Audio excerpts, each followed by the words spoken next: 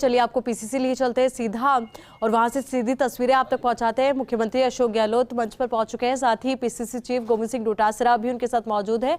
अब इसे ये कह सकते हैं कि कुछ ही देर में प्रेस कॉन्फ्रेंस शुरू होगी, मीडिया के सामने तमाम अहम बातें रखी जाएगी और पीसीसी चीफ गोविंद सिंह डोटासरा सबसे पहले मीडिया के सामने बात रखते हुए नए साल की भी बहुत बहुत शुभकामनाएं।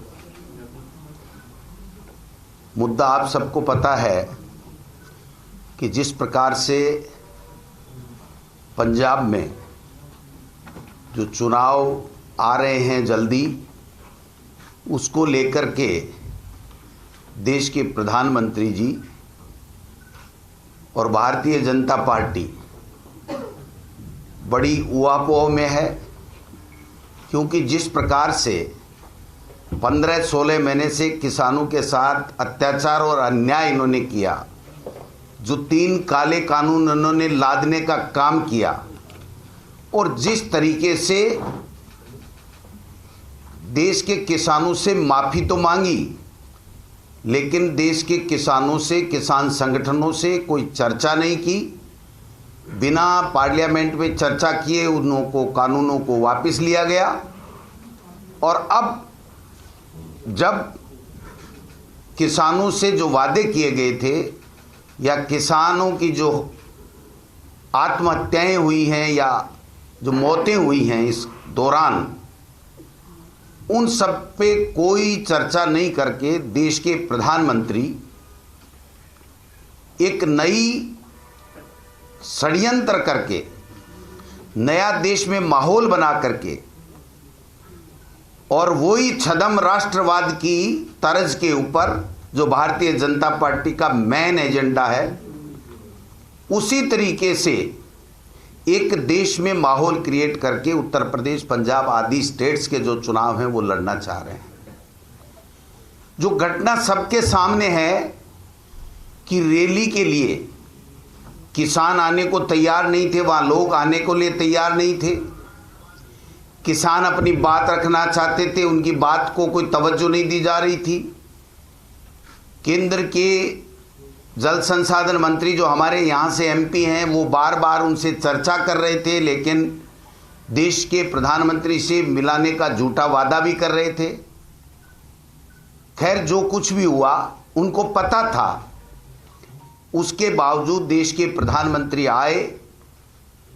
जो उनका रूट चार्ट था, जिस प्रकार से उनको आना था, जो उनकी सुरक्षा की जिम्मेदारियां हैं, वो तमाम अमित शाह जी के अधीन आने वाली तमाम उन केंद्रीय एजेंसियों की जिम्मेदारी थी।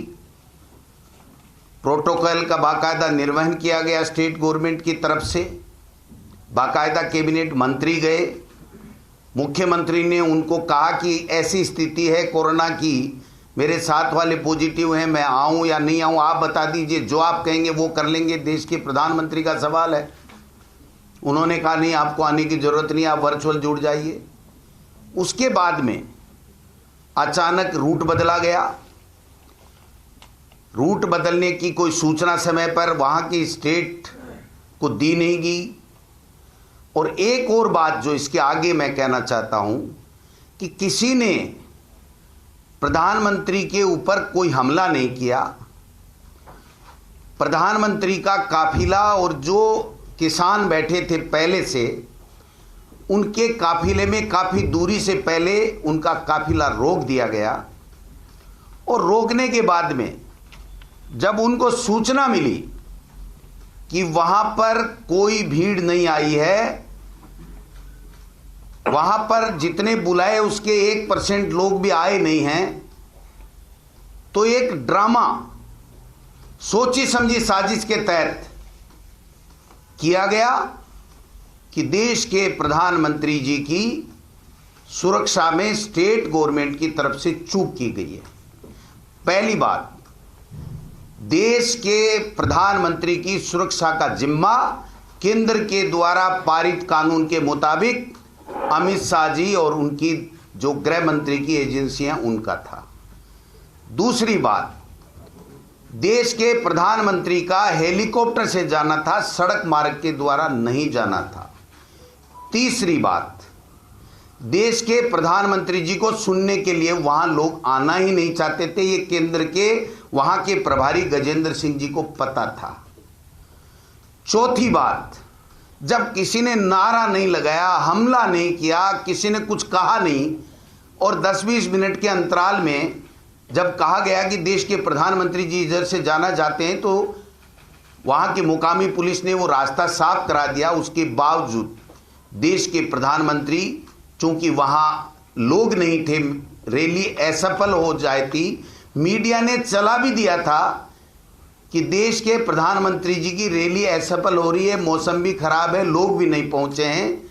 उसके बाद में देश के प्रधानमंत्री जी के द्वारा, इतने बड़े पद के ऊपर बैठे हुए व्यक्ति के द्वारा इस तरीके का देश में माहौल बनाया जा रहा है कि कांग्रेस की सरकार ने प्रधानमंत्री जी की सुरक्षा में चूक कर दी।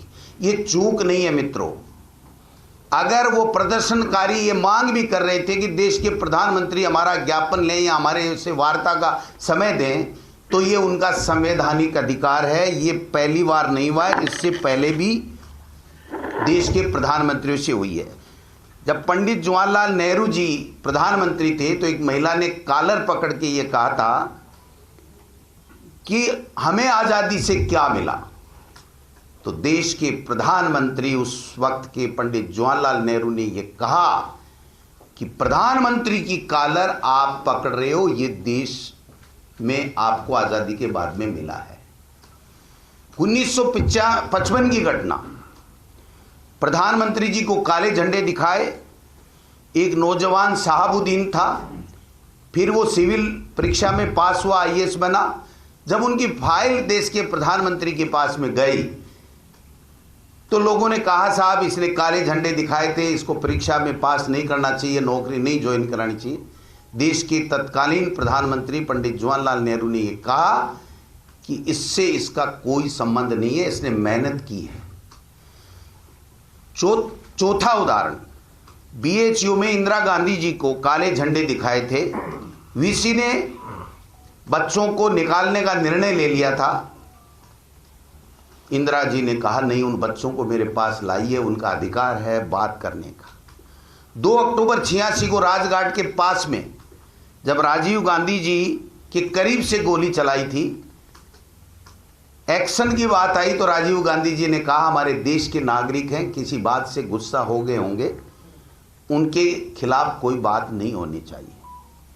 देश के प्रधानमंत्री जी बिना सूचना दिए, वो देश के प्रधानमंत्री हैं, नरेंद्र मोदी नहीं है, पूरे देश को बिना सूचना दिए बिरयानी खाने पाकिस्तान चले जाते हैं, तब कोई बात नहीं बनती है। और भी कई उदाहरण हैं कि देश के प्रधानमंत्री जी ने प्रोटोकॉल तोड़ करके और अपनी राजनीतिक रोटियां सेकने के लिए कई अवसर ऐसे आए हैं जिस पे इस तरीके की नौटंकियां की हैं। लेकिन आज चूंकि पंजाब के चुनाव हैं, उत्तर प्रदेश के चुनाव हैं, उनको केवल मात्र माहौल बनाना है कि देखो देश के प्रधानमंत्री को कांग्रेस के शासन में खतरा हो गया। देश के प्रधानमंत्री जी को यह कहना कि आपके, जैसा सोशल मीडिया में आ रहा है कि आपके मुख्यमंत्री जी को कह देना मैं सुरक्षित वापस जा रहा हूं जान बचा के, ये शोभा नहीं देता। फेडरल सिस्टम है, आप देश के प्रधानमंत्री हो, आपके पास सारे अधिकार हैं। उस मुख्यमंत्री ने क्या गलती कर ली? उसकी गलती यह है, अगर कोई है तो कि वो एससी का व्यक्ति है।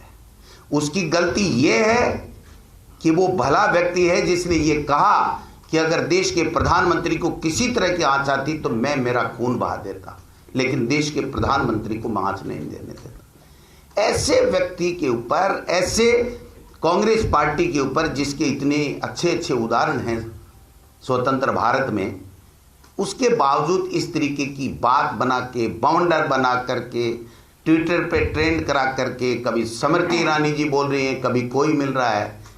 मैं आपको कहना चाहता हूं, किसान कभी हारता नहीं है, कभी डरता नहीं है, कभी झुकता नहीं है। इनको चाहिए था कि जब देश की लोकसभा में और राज्यसभा में ये बिल वापस लिए जा रहे थे, तब देश के किसानों से बात करनी चाहिए थी, उनके जो लोग मिल गए उनको मुआवजा दिया जाना चाहिए था, उनको नौकरियां उनके आश्रितों को दी जानी चाहिए थी।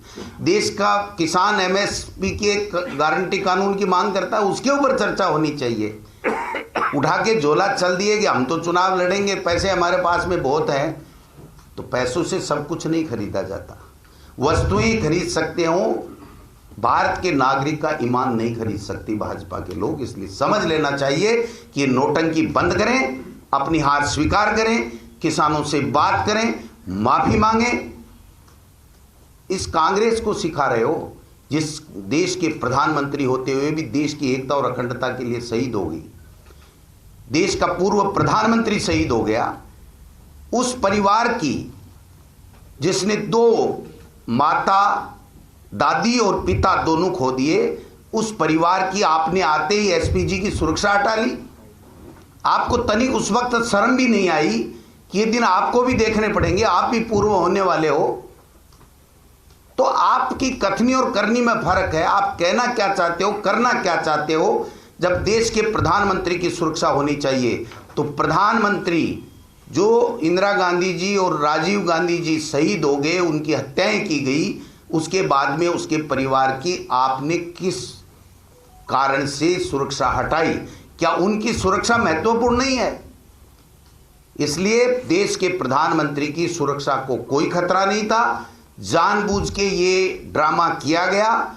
एक देश में माहौल जो बनाने में ये माहिर हैं कि साहब हम तो देश के लिए ऐसा कर रहे हैं, हम तो ऐसा कर रहे हैं। आप अगर कर रहे हो तो किसानों को आप तुरंत बुला करके बात करके उनकी समस्या का समाधान करो। मैं समझता हूं ये सारी चीजें करने की आवश्यकता है। जब देश के प्रधानमंत्री वहां खड़े थे तो मित्रों, आप सबके पास में विजुअल है, देख लीजिए, भारतीय जनता पार्टी के लोग झंडे लेकर के नारे लगा रहे थे, प्रधानमंत्री मोदी जिंदाबाद, भाजपा जिंदाबाद। तो वहां खतरा कहां था? इनको कोई खतरा नहीं था। केवल मात्र वहां भीड़ नहीं थी, उनको इस तरीके से रूट चयन करना था।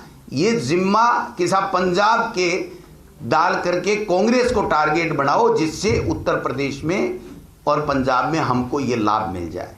कहीं लाभ नहीं मिलने वाला है जब तक उत्तर प्रदेश में किसानों के हत्यारी केंद्रीय मंत्री, जिसका बेटा मुलजिम है, उस केंद्रीय मंत्री को नहीं हटाओगे, वहां पर उत्तर प्रदेश में भी यही हाल इनके होने वाले हैं।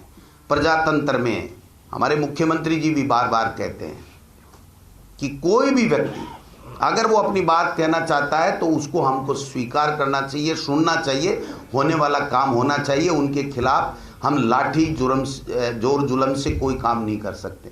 तो ये अवधारणा जो कांग्रेस पार्टी की है, देश का प्रधानमंत्री हम सब का प्रधानमंत्री है। हम कतई नहीं चाहते, कोई देश का नागरिक नहीं चाहता कि हमारे प्रधानमंत्री को कहीं कोई दिक्कत हो, कोई खतरा हो, उसके मान सम्मान, उसके स्वाभिमान में कोई ठेस पहुंचे, क्योंकि वो देश का प्रधानमंत्री है। नरेंद्र मोदी अकेला व्यक्ति नहीं है। ये हम कांग्रेस के लोग भली भांति जानते हैं। और जब हमारा समय था, हम देश के प्रधानमंत्री थे कांग्रेस के महान नेता, तब बीजेपी वालों को दूसरे विदेशों में भेजते थे कि आप हमारे देश की बात रखिए। सुषमा स्वराज जी इसका प्रत्यक्ष उदाहरण है, आप सबने देखा होगा। अटल बिहारी जी इसके उदाहरण है, आपने सबने देखा होगा। और इनके कांग्रेस को साफ कर दो, खत्म कर दो, कांग्रेस के नेताओं पे सीबीआई, ईडी, पीडी सब छापे डाल दो। अब यूपी में चुनाव है तो समाजवादी के खिलाफ छापे डाल दो। ये क्या चल रहा है देश में? नोटंकी चल रही है।